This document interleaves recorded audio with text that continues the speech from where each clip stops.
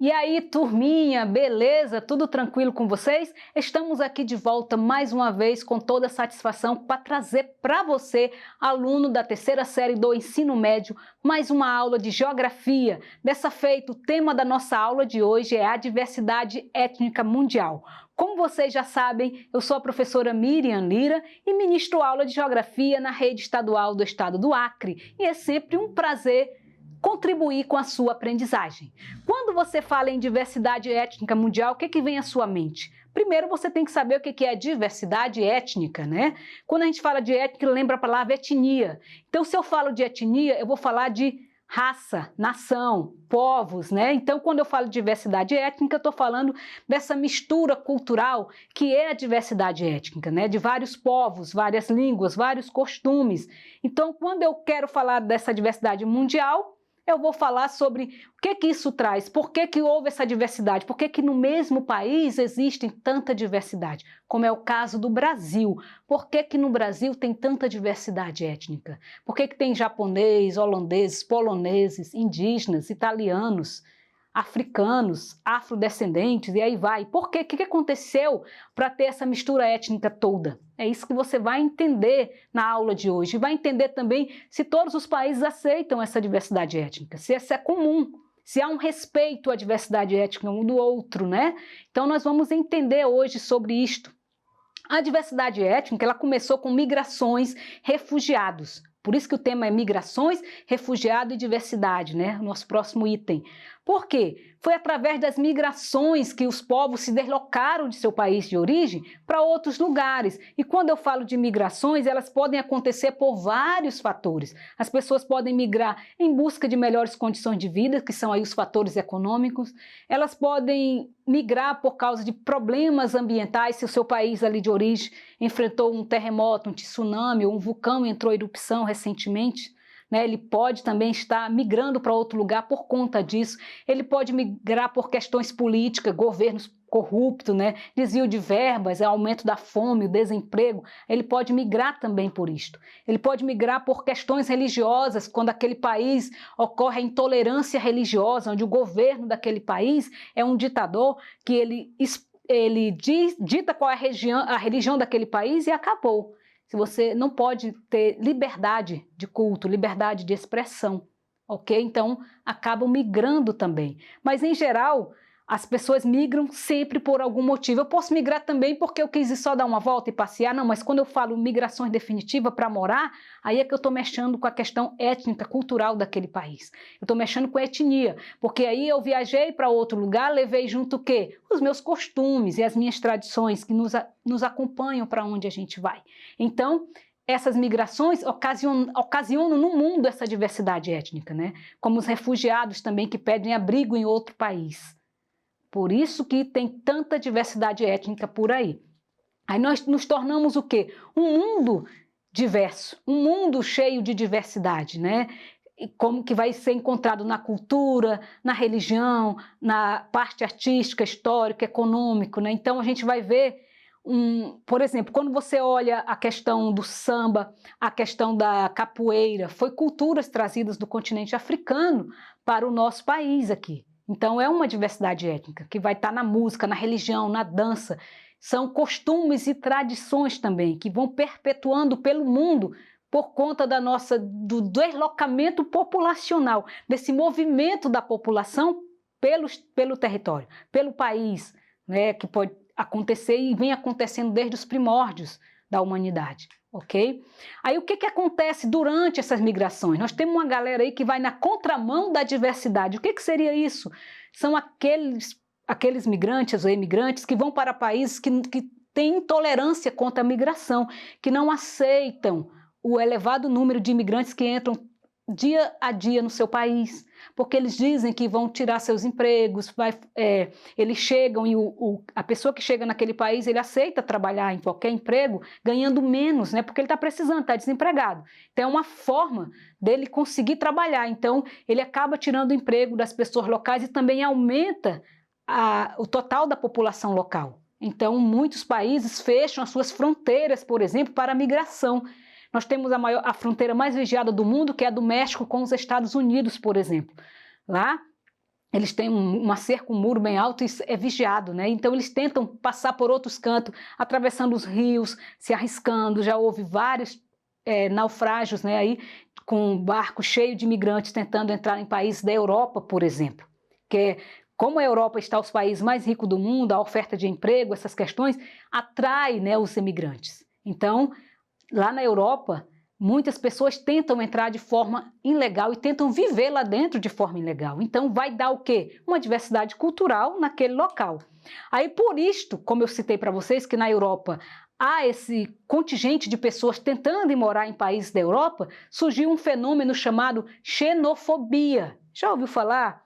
Essa imagem aí está mostrando o cara segurando o mapa do continente europeu, aí, né, e chutando aí os imigrantes. Isso quer dizer, o que é a xenofobia? É a aversão à cultura, a costume, a modos estrangeiros. Eles chegam a ter ódios dos estrangeiros. Quando você encontra o termo xenofobia, você vai encontrar, muitas vezes, eles se referindo a ódio a estrangeiros, ou seja, eu não quero vocês aqui. Eles chegam a ter repugnância dos estrangeiros, porque, segundo eles, os estrangeiros chegam nos países da Europa e tiram seus empregos, porque eles aceitam, como eu disse, trabalhar desenvolvendo as mesmas funções que os europeus desenvolvem, mas ganhando menos. E tem muitas pessoas que aproveitam para explorar a mão de obra estrangeira. Isso acontece também no Brasil, tá? Que pega os estrangeiros porque sabe que eles vão ganhar menos, vão aceitar trabalhar por menos e explorar essa mão de obra. Então, lá na Europa surge esse fenômeno chamado xenofobia, que é a aversão à cultura e a costumes estrangeiros, ok? E a composição étnica da população brasileira? Pela foto aí você já sacou que esses três aí são os principais grupos formadores da população brasileira, da nossa composição étnica, né? Nós sabemos que o Brasil foi descoberto entre aspas em 1500, mas já habitavam aqui os indígenas. Quem chegou aqui ao Brasil, a caravana de Pedro Álvares Cabral, chamado Homem Branco Europeu, né? Então nós temos aí o indígena, o branco e o negro, que chegou ao Brasil como? No período da escravidão, numa migração forçada. Esses três grupos aí são os principais formadores da etnia da população brasileira. E esses grupos todos trouxeram seus costumes. Os indígenas que aqui já habitavam já tinham seus costumes, suas tradições. Os negros que chegaram trouxeram sua cultura. Feijoada, o samba, a capoeira, né? O europeu também, o branco também trouxe a sua cultura e mantiveram isso no Brasil. Por isso que nós somos uma nação tão diversificada, uma diversidade cultural muito grande. Tudo aconteceu por causa dessa mistura, porque depois desse grupo aí chegaram italianos, japoneses, holandeses e todos trouxeram a sua cultura. E a gente observa essa diversidade cultural no Brasil na dança, na música, na religião. Não é isso que você observa? Cabe a nós respeitar a cultura de cada um. Você pode até discordar de uma coisa ou outra, mas aí entra a questão do respeito à diversidade cultural de cada povo, cada nação que vive aqui no nosso meio, né? Que vive aqui no nosso território, ok? Esse esquemazinho mostra aí a nossa composição, que é o índio, o branco, o negro e os asiáticos, que vê uma mistura aí, que vê os mestiços, mulatos, né? Caboclos, caiçara, mamelucos, aí vem os cafusos. Esse gráficozinho mostra um pouquinho da mistura toda que deu essa etnia da população brasileira. Essa mistura toda que nós temos aí, por exemplo, o branco mais o índio, né? O índio mais o negro, o branco mais o japonês. Você olha para um brasileiro com o olhinho puxado, você fala, você é japonês? Ele não, sou brasileiro, eu moro aqui. Um negro, você pensa que ele é africano, ele é brasileiro, afrodescendente chamado. Então essa mistura toda se deu por conta das migrações. Tranquilo? Entendeu? Podemos prosseguir?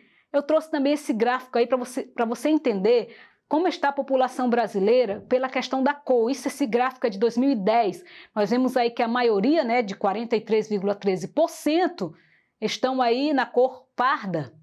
Aí nós temos aí a branca, 47,73%, a preta, 7,61%, considerada amarela, 1,09%, indígena, 0,43%.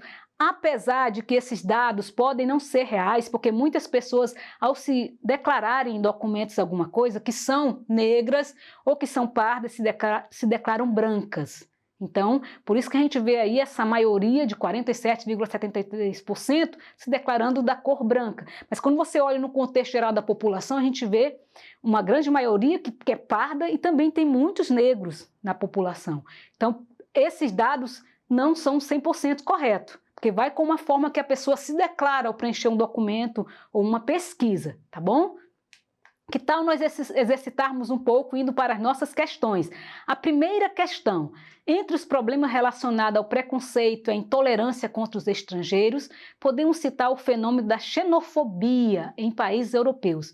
Marque a alternativa que caracteriza esse fenômeno. Letra A, pode ser entendida como aversão ao cidadão estrangeiro. Letra B, pode ser entendido como respeito à cultura estrangeira. Letra C, pode ser entendido como a diversificação da cultura estrangeira. Letra D, pode ser entendido como associação da cultura estrangeira. Letra E, pode ser entendido como proibição da cultura estrangeira. Pensou? Analisou? Vamos lá. Claro que você entendeu que a xenofobia, né, ela é uma aversão ao cidadão estrangeiro, à cultura estrangeira, ok? Então a resposta correta era a letra A.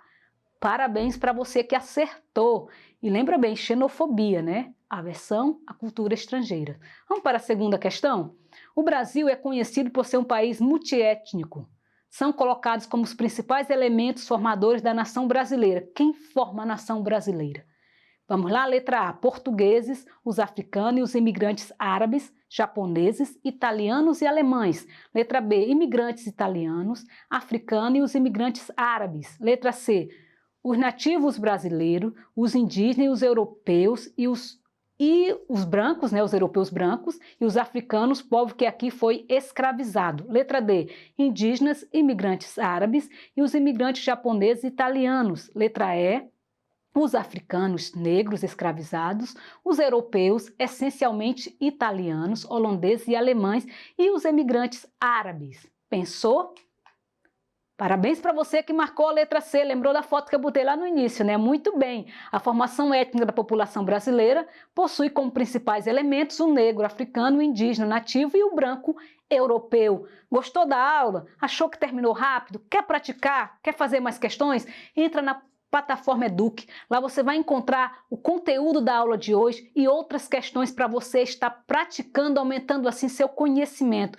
Espero continuar contribuindo com a sua aprendizagem. Espero encontrá-los novamente em outras aulas. Que Deus continue nos protegendo, nos guardando de todo mal. Um forte abraço a todos. Fiquem na paz de Deus. Até a próxima aula, se Deus permitir. Tchau, tchau.